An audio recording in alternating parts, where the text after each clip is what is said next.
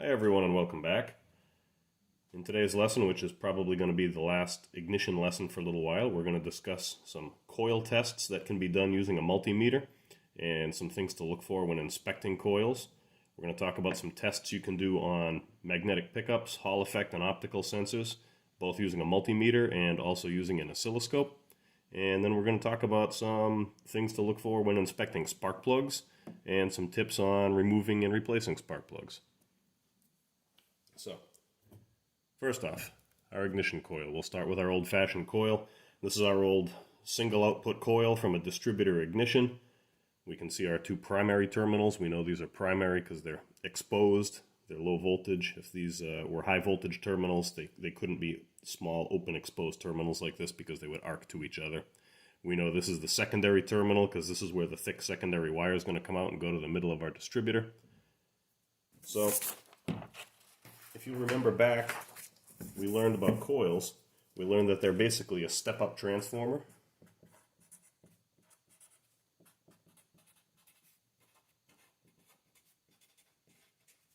And inside there's two windings. A primary winding is going to be made of a couple hundred turns of relatively thick wire, so the resistance is going to be very low. Our secondary winding is going to be a few thousand turns of relatively fine wire, so the resistance is going to be pretty high. So, on this type of coil, a single output coil, one end of the secondary winding is tied to the primary. The other end of the secondary is this big tall tower, and that's why we see 1, 2, 3 connections. On something like this waste spark coil where we have two secondary outputs, the procedure is going to be a little different because it's wired differently internally. So we'll come back to that in just a minute. So when I say low resistance for primary, I mean low. An old coil like this, older ignition systems, they were 2, 3, 4 ohms, something like that usually. On a more modern ignition system, with a waste spark coil like this, or a little coil on plug. Unfortunately, I don't have one of those to use as an example, and I'm not going back to my mother's house to steal one off of her Taurus. They're even lower. Now that we use high current switching transistors to turn the coils on and off, not lousy old ignition points, we can lower the primary resistance and make the coil draw more current, which will make a stronger magnetic field. So, general rule of thumb for coils, anywhere from about 0.5 to 5 ohms is kind of in your ballpark. So a more modern coil would be lower, and older coil would be a bit higher. On the secondary side, when I say high resistance, I mean pretty high. Something in the neighborhood of 5K to 15K. And by K, I mean 1,000. K equals kilo. So basically 5,000 to 15,000 ohms. Okay, so how we go about testing this, we get the paper out of the way, we get our multimeter out. This is the same multimeter we use in the classroom, by the way, it's just not red. We take our meter leads. If we're going to be measuring resistance, or ohms, we should be over here in this jack with our red lead. Our black lead should be in the common jack where it always goes. We'll turn this up to ohms. As you remember, open leads will give you OL, or out of limits. So if I come over here to the coil now, I'm going to leave my alligator clips on here. Clip one on there, clip one on here. It doesn't matter which one is red and which one is black, we're just checking resistance. So it's not polarity sensitive. And we notice it goes up to 1.3 ohms. That's in the ballpark, that seems pretty good. It doesn't tell me 100% if the coil is okay, but it does tell me that the resistance is within spec. If this was down very low, like 0.1 or 0.2, I would consider the primary winding in there to be shorted, and this coil would probably be junk. If that was reading very high, like 20 ohms, 30 ohms, 40 ohms, something's wrong in there. You probably won't see a reading like that. You might see a reading closer to a couple thousand ohms, which would indicate basically an open, or possibly OL. So wide open. If you see OL, it's junk. Now, if you remember, one side of our secondary attaches back to the primary. We're going to leave one of our leads here on the primary, and we're going to get our other lead into the secondary. And the problem with that is I can't get in deep enough. So we're going to take one of these little T-pins here, put that on my meter. I'm going to reach that down inside there.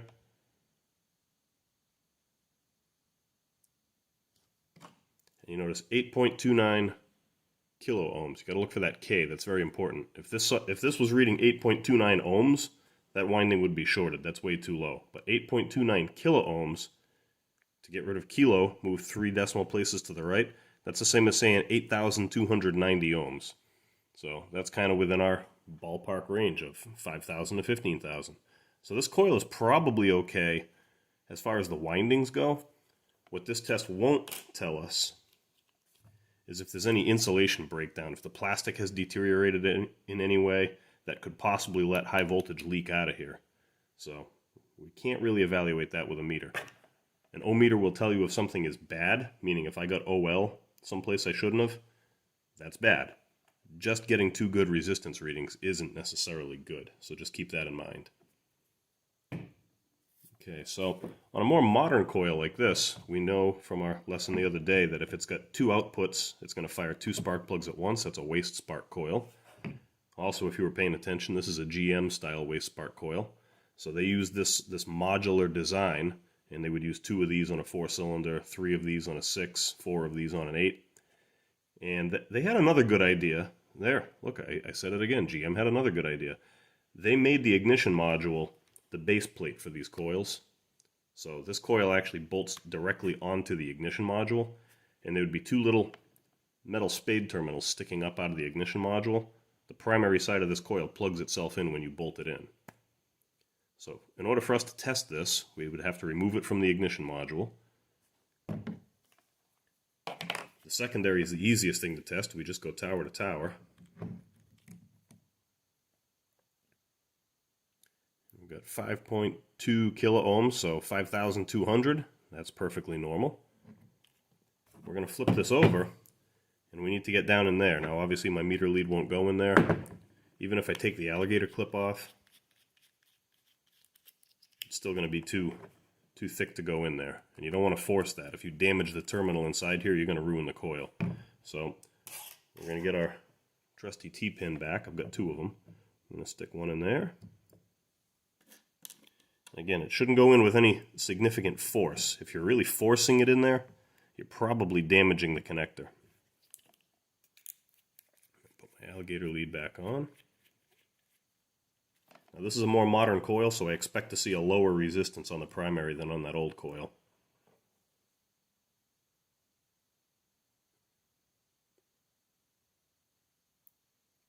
.5. Alright, so that's less than half the resistance of the other coil. This coil would actually draw more than double the amperage. You couldn't actually control this coil with an old-fashioned point ignition system or even an older style electronic ignition. The transistors weren't strong enough to do it, but nowadays we have very strong transistors, and therefore we run very low resistance. So again, electrically this coil seems okay. I can't tell for sure if it's actually okay. When these were more common, these were notorious for developing high voltage leaks. So the plastic insulation would start to break down, and the rubber of the spark plug wire boot would start to break down, and these would arc right down this tower and down to the mounting bolt. So as far as visually inspecting it, you should look for any sign of arcing. So like a burnt line or like a shiny spot, like a white burnt line in here. Anything like that would indicate that it's been arcing out. On this coil pack, this one's off of a Ford Taurus, kind of like my daughter's car, and like 9 billion other of them. They're everywhere. This one is a waste spark coil, and it's what we call a coil pack. It's actually a 3-pack of coils. So there are 3 secondary windings in here, and there are 3 primary windings in here. So for secondary, we're going to go right into these towers.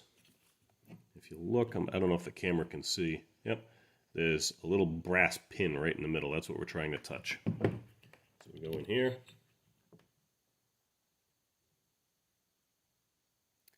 $10.38K, so 10,380 ohms.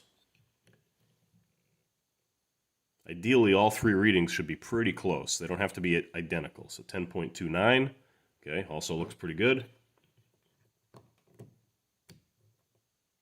Okay, now I know I'm touching the contacts in there. I know I've got a good solid contact, and look what I read. I read OL. So OL is out of limits or open lead. Basically, it's open. The secondary side of this coil is open.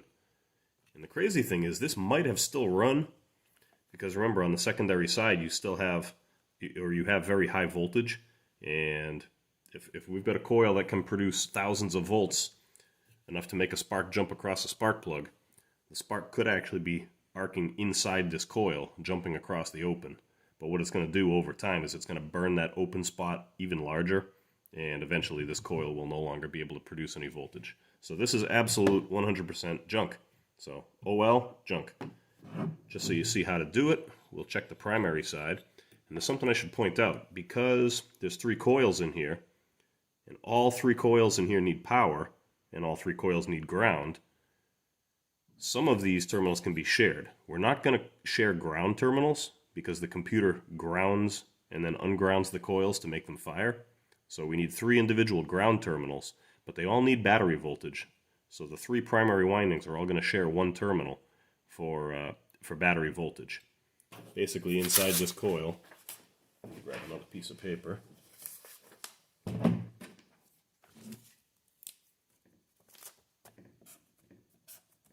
You have the four primary terminals like that.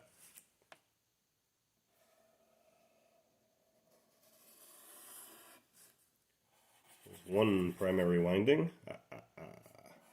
Two primary windings. I probably shouldn't do that. I'm going to get sued. Three primary windings. Alright, so all of our tests on the primary side should be based off of that one right terminal, because otherwise we're going to get some funny readings. If I connect my meter lead to the right terminal and the second terminal, I'll be measuring the resistance of that one winding. If I go to this terminal, I'll be measuring the resistance of this one winding.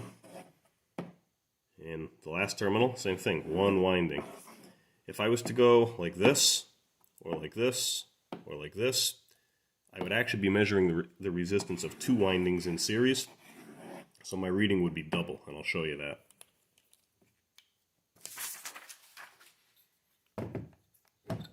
Put my Sharpie marker down.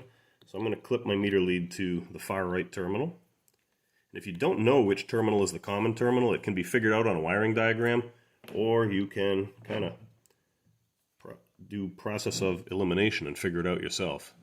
So I go to the first terminal closest to the right.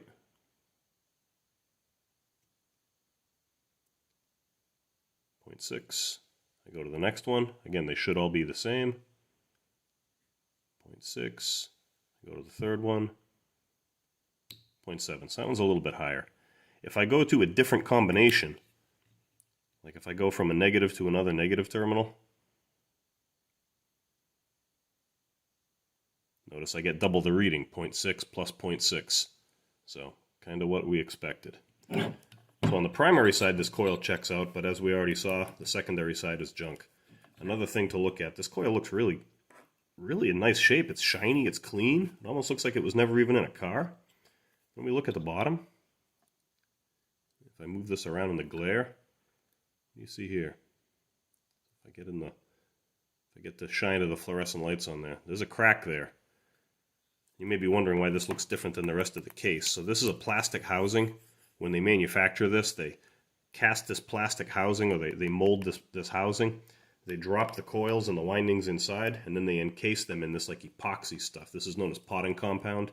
So there's a lot of electronics that are made that way, but that's what that is. If you've ever wondered why it looks like that, why it looks like it was liquid once, that's because it was. And it's not always black. Sometimes it's got like a clearish color, like an off-white, like this coil here. This one's got kind of an off-white color.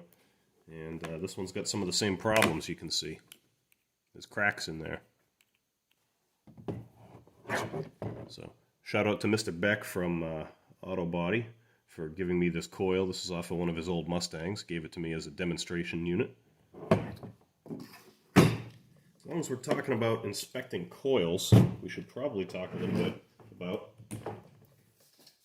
inspecting these plug wires. So this plug wire looks pretty old. It's dirty. Just the fact that it's dirty doesn't mean it's bad. This is bad right here. So these are actually mouse chew marks. This was chewed on by a mouse, so this is junk. We've gotten through the mouse has gotten through the outer layer of the insulation. You're starting to see some of the inside of that wire. So the terminal in there looks okay. If this wire had been arcing in here, if this boot had started to deteriorate and it was letting high voltage leak, you'd actually see like a little burnt white stripe in here. And what's happening is the electricity is starting to burn the rubber, and it would actually burn that stripe also into the coil. You'd see a stripe on the coil burnt in. This one doesn't have one, but there would be like a little burnt spot right there. So you want to look for that. You want to inspect for little burnt lines, or what we call carbon tracks, which by the way can develop on spark plugs as well. If the spark plug end of this wire was allowing voltage to leak out and arc to ground, it would burn a little black line on the spark plug like that. So you see a little black line right there? You want to inspect your spark plugs for those. Those are called carbon tracks. If you see that black line on the spark plug, the wire needs to be changed too, because that's where the black came from. It's the burnt remnants of the inside of that boot. And if it's a modern car with a coil-on plug, some of those, and I didn't mention this in the Taurus video, some of those coils that go directly on the plug have replaceable rubber boots, some do not. So you might need a whole new coil if you see this on a spark plug. You might be able to buy just the boot, depends on the car. Okay, so I think that wraps up testing coils. Basically, inspect for cracks. Visual inspection goes a long way. If you drop a coil and it hits the floor, you're probably going to crack the plastic somewhere, so it's probably junk. And electrical tests, basically, multimeter. You can use an ohm meter, quick and easy. So on to magnetic pickup testing. This is another part of the ignition system that's very easy to test. So as you remember, there's a magnet in here, there's a pole piece, there's a coil of wire, and there's a reluctor. Not much really goes wrong with the reluctor, although if you saw like a cracked tooth or something like that, that's going to be a problem. Usually what happens is the coil windings go open, or they get high resistance. So these coils tend to measure a little bit higher than an ignition coil. These are usually a couple hundred ohms up to, I don't know, about 1200, 1500 ohms is probably the highest I've ever seen one. You can obviously look in Mitchell and get a spec, or all data, or whatever your information source is, you can get a spec for it. Also, I should probably note, there's usually a connector here, not just bare wires, but the connector got cut off of this distributor at some point. So I stripped the wires back. I've been talking long enough for my meter to go to sleep on me. Once it starts beeping, it's going to shut off. And I should also note, you shouldn't be touching the meter leads when you're doing a resistance check, because it will actually test you. And look, I measure about 0.5 mega ohms. Alright, so I'm going to go back to this lead here. Also, don't let them touch each other. If they touch, it's going to read like a short circuit. Okay, so lead's not touching, but connected. 0.6 kilo ohms, 0.6K. So basically 608 ohms. So that's pretty typical. You could also check between one of the leads and the housing of the distributor, make sure that coil didn't short to ground in any way, make sure there's not like a crack inside there that let the windings touch the metal. So that checks out. In this case, you want to see OL. And then another test you can do while you have your meter out, we learned that these produce AC voltage. The symbol for AC voltage is the sine wave. I know most of the testing we do with our meters is on the DC setting, but we're actually going to go to the AC setting for this. Got our leads hooked up. With the distributor out of the engine, this is easy. I just spin it, and I see if I make any voltage. And you notice it kind of makes pulses. If you look at the little bar graph on the bottom of my meter, you see it spike. 5, 3.9, 4. It's not steady because my speed isn't steady. But it does, in fact, produce AC voltage, so that's good. And if you'd like to actually see the AC voltage in a little bit better resolution, we can move away from this meter. And we can pull out our oscilloscope. All right, so this technically is not an oscilloscope. This is a graphing multimeter. This is pretty outdated now, but it's the first scope I ever bought, and I still own it, and it's handy for things like this. I'm gonna have to prop it up so that you can see the screen. Snap-on stopped supporting this a long time ago, so there's no updates for this anymore, but it does have a database inside. It's got some wiring diagrams stored in it and some connector views to help you with connecting it when testing. They did not see the need to give it a backrest, unfortunately. So getting it to stand up is a little tricky sometimes. Alright, so right now it's on waveform viewer, and that's exactly what I want to be on because I want to look at the electrical waveform. I hit yes. It's an AC pulse generator that I want to read, and low frequency. Less than 120 hertz is what I'm going to set it to because I'm going to be spinning this by hand, not very fast. So there's a help feature that's in here that we could access, and it would tell us how to hook it up. I know how to hook it up, and I'm just going to kind of give you a quick demonstration. I'm going to use my meter leads up on top. Black goes in common. This will actually look at multiple channels at once, so it has channel 1 and channel 2. I'm only going to use channel 1.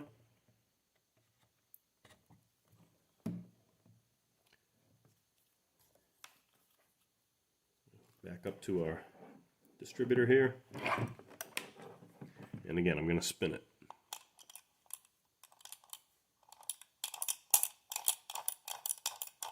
If I can try to keep it at a kind of constant speed, you can see the waveform coming across.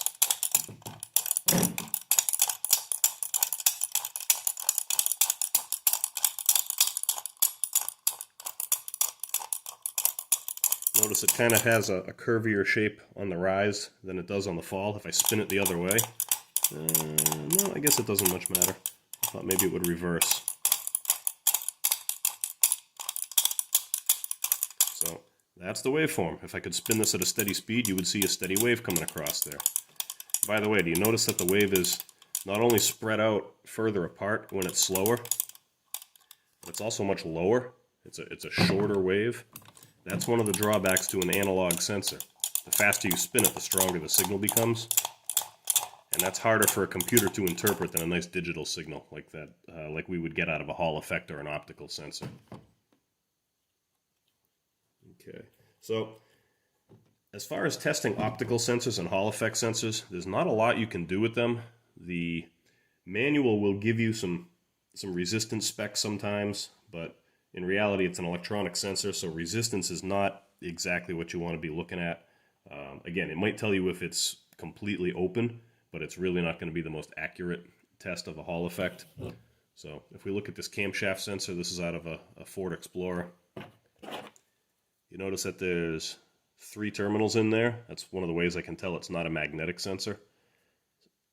One of these terminals is going to be a power wire, one of them is going to be a ground wire, and one's going to be a signal wire. And I don't know which one is which, so I would have to get a wiring diagram. We could hook up this scope to it with this sensor still in the car and turn the engine over with the starter, and we should be able to get a waveform out of it. It would be a square wave coming out of it, not a sine wave like a magnetic sensor.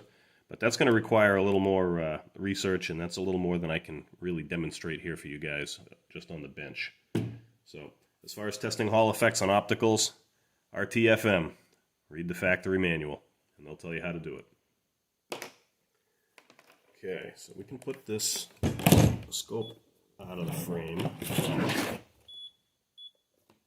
And I just want to mention a couple of brief things about spark plugs, and then we're going to wrap this video up. And I'm approaching the 24-minute mark, so this might actually shut off on me. So, if it does, I'll restart. Okay, so 3 different spark plugs out of 3 different engines. What you might notice is they all have slightly different colors.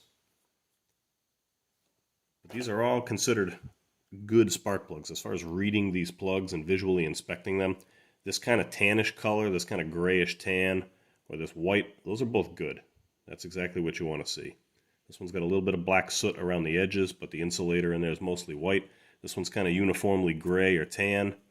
And this one here, it's a little bit darker. This is out of a 2-stroke, so it's normal for that to be a little darker. Oh, it's telling me right now my size limit is almost reached, so I guess I'll stop now, and I'll restart the video in a minute.